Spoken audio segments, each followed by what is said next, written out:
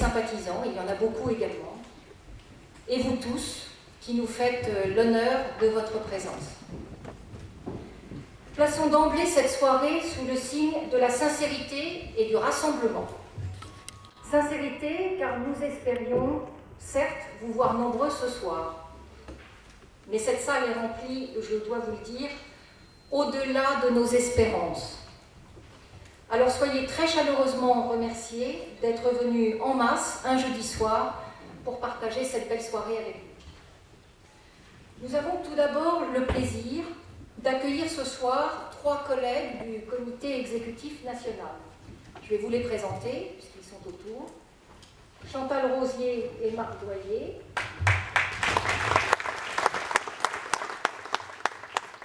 Tous les deux vice-présidents en charge du développement des régions. Et nous avons Nicolas Rodier, qui est secrétaire général de l'Association de financement et élu conseiller municipal à Rueil-Malmaison, dans le 92, dans les Hauts-de-Seine. Et nous avons également l'honneur, et je dois dire le bonheur, d'accueillir chez nous Jean-Marie Cavada, député européen, président de notre mouvement Génération Citoyen, pour évoquer ensemble un sujet qui nous tient particulièrement à cœur, puisque c'est 2017, la marche des citoyens.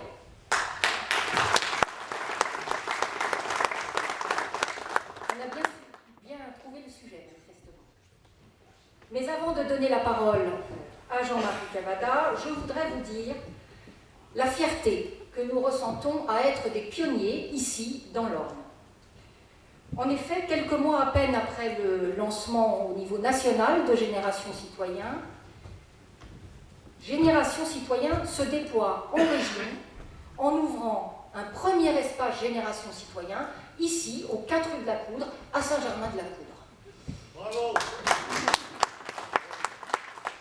Et voyez-vous, cette ouverture est tout à fait symbolique.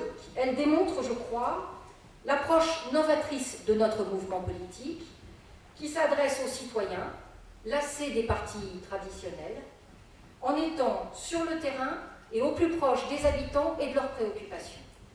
D'où la notion de rassemblement, bien entendu, car nous sommes aussi dans une démarche transpartisane pour que les citoyens que nous sommes tous se réapproprient la vie politique et que notre expression soit enfin entendue. Nous souhaitons vous réintéresser à la chose publique. Et pour gagner ce pari, car c'est un pari, nous espérons que vous vous approprierez cet espace Génération Citoyen et que, progressivement, vous en pousserez la porte pour venir échanger avec nous. C'est votre lieu. C'est celui des débats d'idées, dans le respect, la tolérance et l'acceptation de l'autre. Des retours d'expérience et des rencontres avec des experts y seront organisés. Alors, n'hésitez pas, je vous en prie. Venez en profiter librement, vous nous y trouverez toutes les fins de semaine. Mesdames et messieurs, il faut que notre territoire développe son attractivité pour que les jeunes générations s'y sentent désirées et retrouvent le goût d'y vivre, et pour que l'expérience et le savoir des plus anciens profitent à tous. Et combien d'autres sujets encore que nous ne développerons pas ce soir, mais en d'autres lieux et en d'autres temps. En un mot, n'ayons pas peur de nous ouvrir au monde, vous le savez, l'Orne a des atouts. Ayons confiance en nous. Et le moment venu, le fruit de nos échanges nous rassemblera autour d'ambitions communes. Je terminerai par quelques souhaits qui sont usuels, mais qui sont très sincères. Puisse 2016 être une belle année pour vous-même et pour tous ceux qui vous sont chers. Et soyons collectivement à la hauteur des enjeux. Mettons-nous au travail, nous, la génération des citoyens, réformons notre pays et retrouvons le goût du vivre ensemble. Et ce soir, commençons par suivre Jean-Marie Cavada dans cette marche des citoyens pour 2017. Merci de votre attention.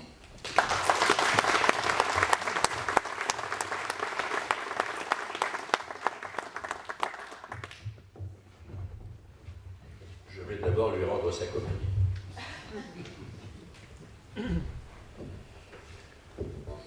Ensuite, je vais essayer de faire en sorte que vous soyez confortable.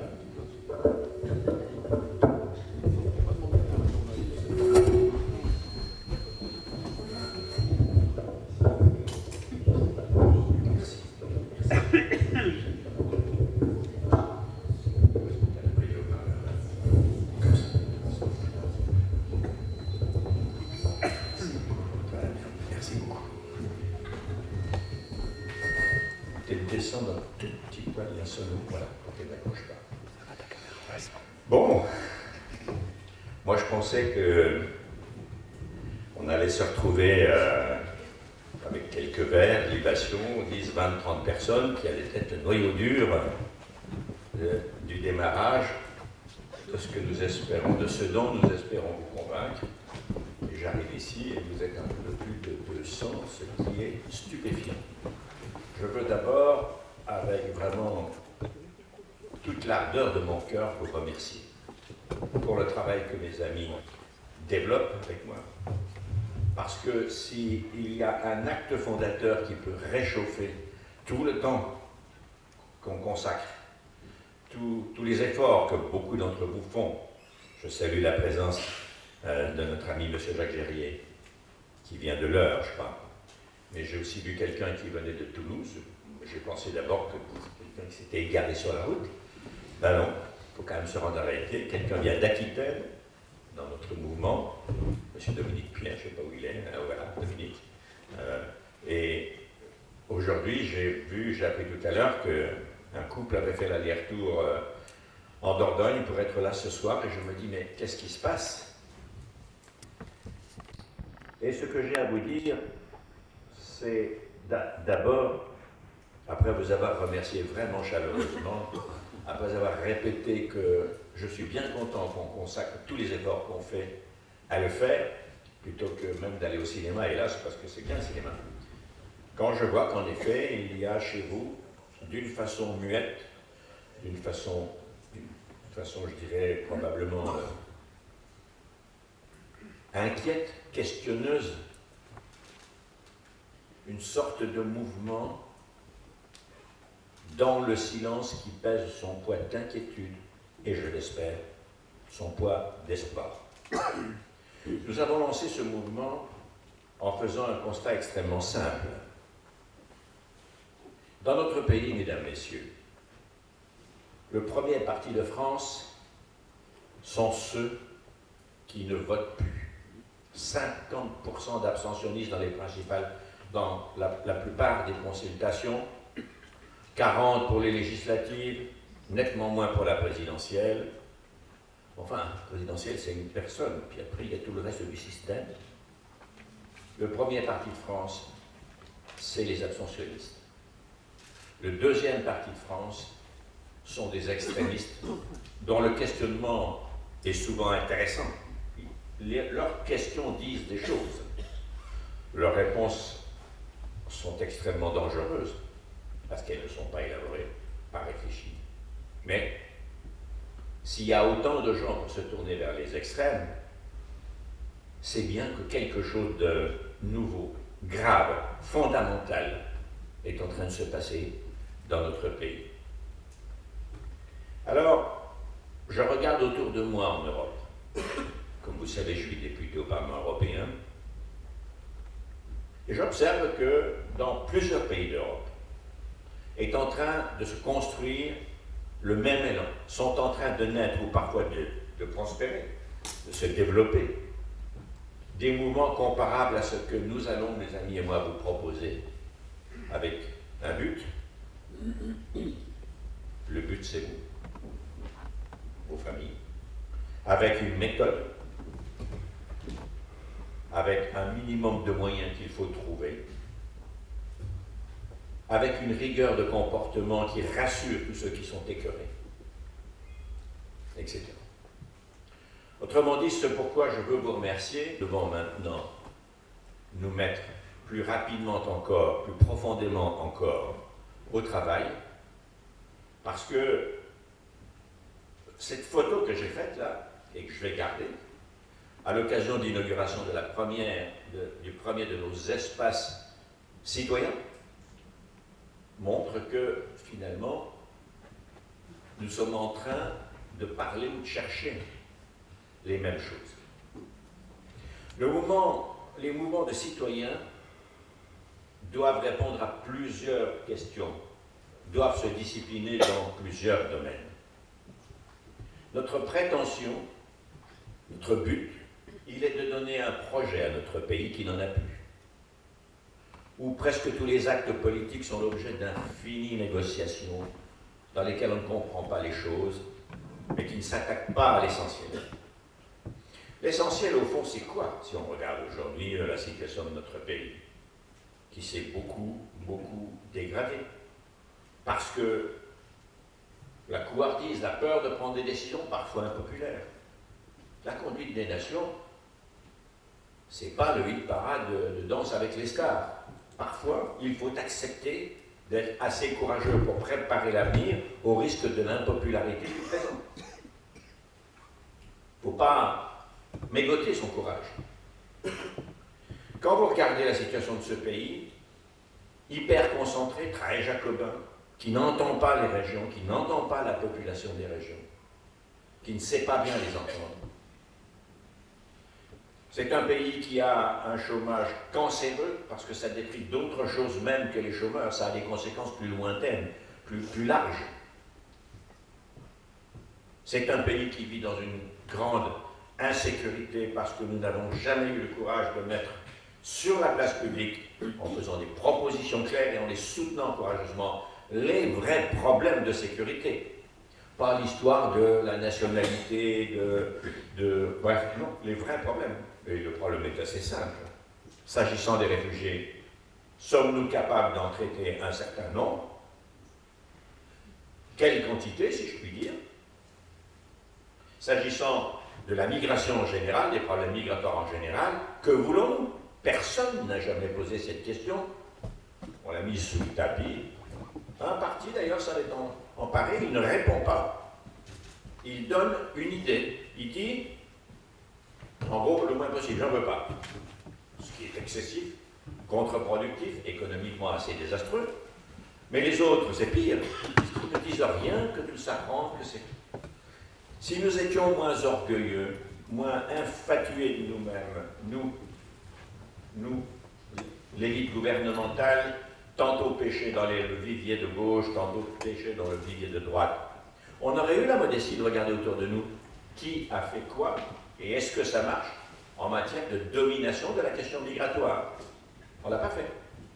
Pourtant, si vous vous tournez et vous regardez les choses, c'est notre métier d'ailleurs de le savoir, nous qui prétendons nous occuper de la chose publique, eh bien, j'ai une réponse qui vous sera soumise d'ailleurs, adhérents et sympathisants, générationcitoyen.fr, qui est le lieu que vous devez fréquenter pour vous faire une opinion, que vous soyez adhérent, que vous vous intéressiez à ce que nous allons vous dire, ou que vous soyez simplement ou sympathisant, ou simplement nous sommes croisés, vous regardez, c'est à vous.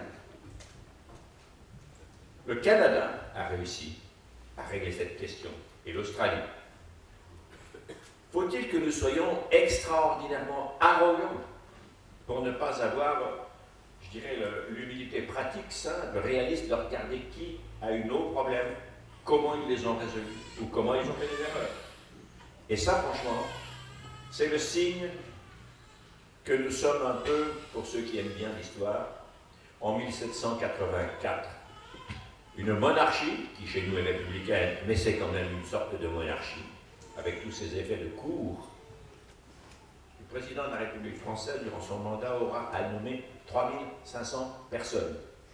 Vous connaissez un homme sensé qui va se charger de ça? Ça devrait être en dessous de lui.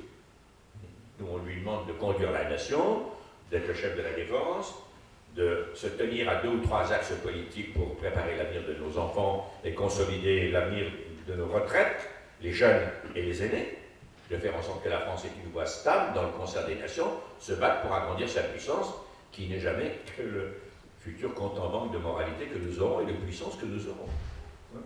Mais non. Et pourquoi dis-je que nous sommes en 1784?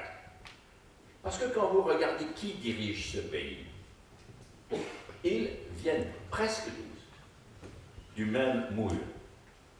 En gros, je n'aime pas faire du poujadisme corporatiste, mais je suis bien obligé d'accepter l'idée, quoi qu'il nous en coûte, qu'ils viennent tous d'un moule, une école d'administration générale, une très haute école commerciale, il n'y en a pas beaucoup, mais il faut mesurer les dégâts de cette captation du pouvoir par une classe formée de la même manière, venue des mêmes écoles, où très peu de choses ressemblent à la vraie réalité du pays. Y a-t-il une infirmière, ministre de la Santé? Y a-t-il un avocat ou un juge, ministre de la Justice? Y a-t-il un médecin? Y a-t-il un chef d'entreprise, petite, moyenne ou grande? Quand on m'énerve avec la formation des élites, en disant oui mais ils ou elles sont intelligents, je réponds que je me méfie de l'excès d'intelligence. Parce que l'excès d'intelligence, c'est un circuit électrique qui tourne sur soi-même.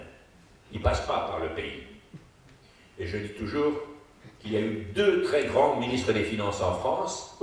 Aucun n'avait fait l'ENA, aucun n'avait fait HEC, aucun n'avait fait Polytechnique. L'un vendait des pots tannés de bêtes à Saint-Chamond, Antoine Pinet, vous avez entendu parler de ça, qui a fait faire à la France une rupture et un bond formidable, et l'autre vendait des bagnoles et nettoyait son garage, c'était M. René Monoury à Loudun. Or, ce furent de très grands ministres. Pourquoi? Naturellement, ils étaient intelligents. Mais aussi, ils pondéraient les élans de l'intelligence par le carcan du bon sens qui manque tellement aux décisionnaires de ce pays. Et c'est d'autant plus dur à supporter que tout ça est centralisé. Et je pense que notre pays a connu jusqu'à présent 2 grandes ruptures. L'une à la sortie de la Libération, parce qu'il fallait reconstruire un pays détruit par la Deuxième Guerre mondiale, le moderniser plus qu'il ne l'était avant le début de la Deuxième Guerre mondiale, franchir 2 ou 3 décennies, ça a été le cas dans l'agriculture notamment, mais aussi dans l'industrie, mais aussi dans beaucoup de domaines. Ce fut la rupture de 1945, qui était nécessaire aussi parce qu'il fallait procéder à l'épuration. La deuxième rupture, c'est 1958. On en avait eu 4 ans plus tôt déjà les prémices. Vous avez entendu parler de la révolte des contribuables autour d'un homme qui s'appelait M. Poujade. Et en 1958, le poids financier, le désordre politique, la menace militaire qui pesait sur la République fait qu'elle s'est effondrée. De Gaulle est arrivé, et là, profitant de ce qui s'était fait de bien et de prometteur dans la 4e, élancer le pays. Mais à cette époque, les gens votaient. À cette époque, ils écoutaient. Les gens qui leur parlaient ne posaient pas en maillot de bain dans les magazines dont la couverture est glacée. À cette époque, ceux qui s'exposaient sur la place publique voulaient améliorer le destin du pays. Nous n'en sommes plus là. Et c'est pourquoi je pense qu'il faut songer sérieusement à organiser la 3e rupture de l'histoire moderne de la France. Un pays qui a autant de colère contenue, dont le Parlement n'arrive pas à contrôler le gouvernement. C'est l'inverse. Dans le monde moderne où nous savons tous, presque tous, où l'information circule, où le jugement est disponible, où la mobilisation se fait, ce pays va devoir faire un saut en avant, et ce n'est pas une petite réformette de ceci, une petite réformette de là. Je change le code du travail, mais je ne toucherai pas au contrat aux 35 heures, donc je ne changerai rien. En réalité, je fais de la com. De mon point de vue, la déchéance de nationalité, comme autrefois, il y a quelques mariages pour tous, comme tout ce qu'on dit sur être républicain, c'est de la communication, ne se retrousse les manches, ne se lève pas pour montrer silencieusement ou de façon constructive dans un mouvement de citoyens comme je l'ai énoncé, leur exigence de voir notre pays franchir une époque moderne et de le précipiter progressivement dans le marais.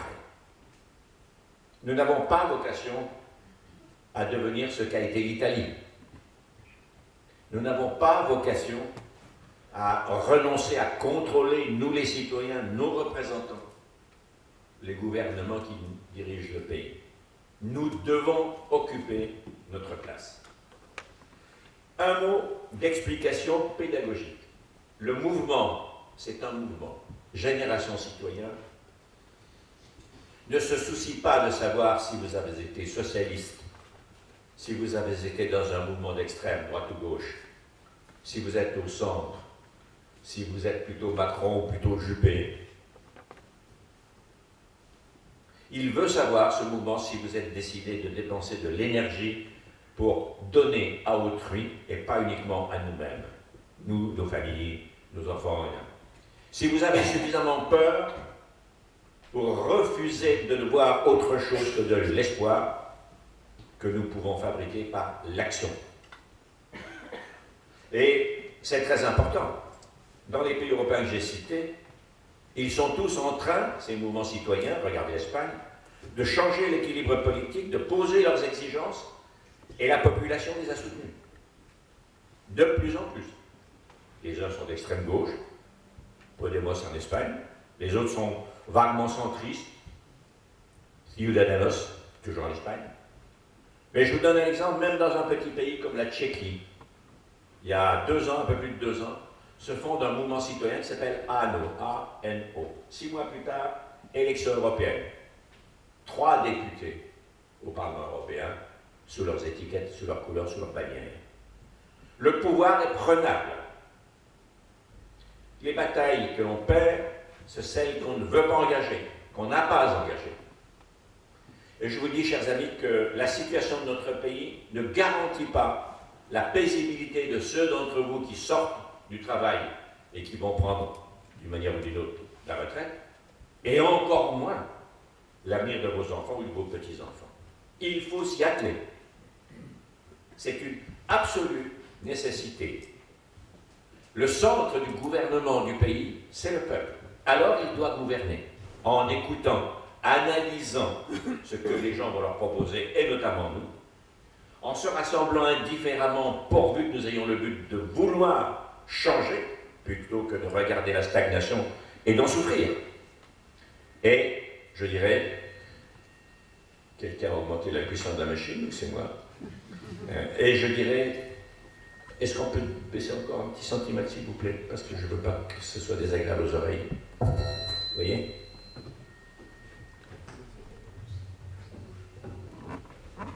Là, je ne touche à rien. Oui, bon, d'accord. Merci. Et je dirais que cette prise de conscience, vous voyez bien, vous l'avez. Après, qu'est-ce qu'il y a d'important? Premièrement, je veux vous donner la garantie que notre mouvement ne se comportera pas comme un parti tel qu'on en voit depuis longtemps. Les partis, c'est un château fort. Tout ce qui n'est pas dans le château fort, on verse de l'huile et des boulets, on tire à plus. Et même dans les mêmes familles de pensée, je regarde le centre droit et la droite, ils se critiquent alors qu'ils pensent sur l'essentiel absolument la même chose. Je regarde la gauche, ils se détruisent alors qu'ils sont, au fond, d'accord sur presque l'essentiel. Et si on n'est pas d'accord, ayons l'humilité de faire un accord négocié, un compromis. Un compromis, c'est bien. Ce qui n'est pas bien, c'est la compromission. Et on voit bien que nous avons besoin de cette énergie à la fois tolérante, c'est ce que nous appelons humaniste, et en même temps vraiment active pour pouvoir essayer de relever le pays. Un mouvement ne critique pas ce que les autres font, il propose sans se soucier d'où que viennent ceux qui y travaillent ou qui y adhèrent. Qu'est-ce que nous voulons faire dans ce pays? Une chose assez simple, proposer, et ça va commencer dans maximum un mois, 3 ou 4 grandes ruptures, comme je l'ai dit tout à l'heure. D'abord, est-ce que l'économie et l'organisation sociale du pays sont suffisamment modernes pour résorber le chômage? Non. Moi, j'en ai assez de tous ces gens qui, dans leur voiture à cocarde, détachés de la fonction en attendant d'y retourner, disent qu'ils vont inverser la courbe du chômage. J'entends ça depuis 40 ans. Dans un entretien avec le président Georges Pompidou, dont j'ai les notes, il m'avait dit, un entretien télévisé que j'avais fait, que le pays ne supporterait pas 400 000 chômeurs alors qu'on en avait en gros 300. Le pauvre. Hein, le pauvre. Et nous les avons tous entendus. L'équipe gouvernementale de Giscard, l'équipe gouvernementale de Mitterrand, l'équipe gouvernementale de Chirac, l'équipe gouvernementale de Sarkozy, et dernière en date, l'équipe gouvernementale de Hollande, jusqu'à conditionner sa candidature à un deuxième mandat au fait que le chômage se retournerait. Le chômage ne se retournera pas, mais ils retourneront les statistiques, ça a déjà commencé. Et ce mensonge-là devra être puni si jamais il se vautre dedans. C'est trop grave ce qui se passe pour accepter ce genre de choses. On n'est pas obligé de faire du mensonge le tapis de son pouvoir. On n'est pas obligé. Donc, nous vous proposerons des dispositions pour rompre l'univers économique et social, libérer l'économie, évidemment, modifier les rapports sociaux, modifier la négociation sociale, la ramener dans l'entreprise ou les branches. Plein de pays ont réussi ces choses. L'Allemagne, le Danemark, la Suède. Il n'y a qu'à regarder. Alors on me dit la France est irréformable. Non, c'est pas vrai. Est-ce que vous croyez que quand M. Schröder a fait sa réforme en 2003, les Allemands étaient contents et applaudissaient au balcon? 3 mois de grève. Pas 3 jours. 3 mois.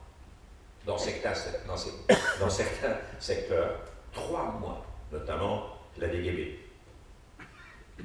On voit bien que les gens sont préoccupés de l'avenir de leur carrière, pas de l'avenir de notre pays.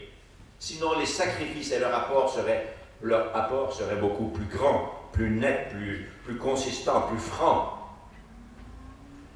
Il arrive que le peuple n'ait pas raison. Ça arrive. En 1939, je crois, ce que les livres d'histoire m'apprennent, quand Chamberlain est rentré de la conférence avec Hitler et avec le ministre britannique des Affaires étrangères, Daladier, Chamberlain, Hitler, quand il est revenu au Bourget, il y avait une foule de 4000 personnes pour l'applaudir parce qu'il sauvait la paix, entre guillemets. Bravo, bravo.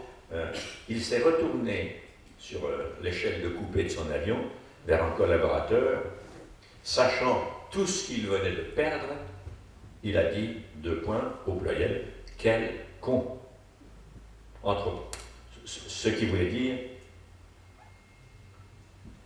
vous voulez vous asphyxier de bonheur, mais c'est plutôt, je n'y suis pas parvenu. Nous n'y sommes pas parvenus, le Britannique, le Français. Eh bien, c'est le rôle des leaders de conduire l'opinion, même quand au début, on est impopulaire. De toute façon, dans un cercueil plombé, la popularité des sondages ne vous rendra pas service, que vous soyez président, député ou journaliste. Si on est profondément habité par le destin du pays, alors il faut accepter l'impopularité provisoire si on a le sentiment, si on est à peu près sûr qu'on va dans une bonne direction prometteuse. Et ça arrive, ça, souvent. Nous voulons, avec notre mouvement, vous politiser.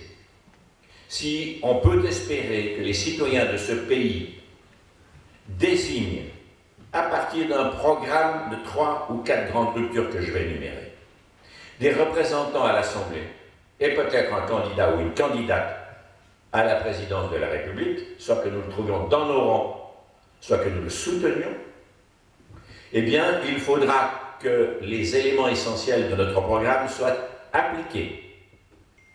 Et si cet élan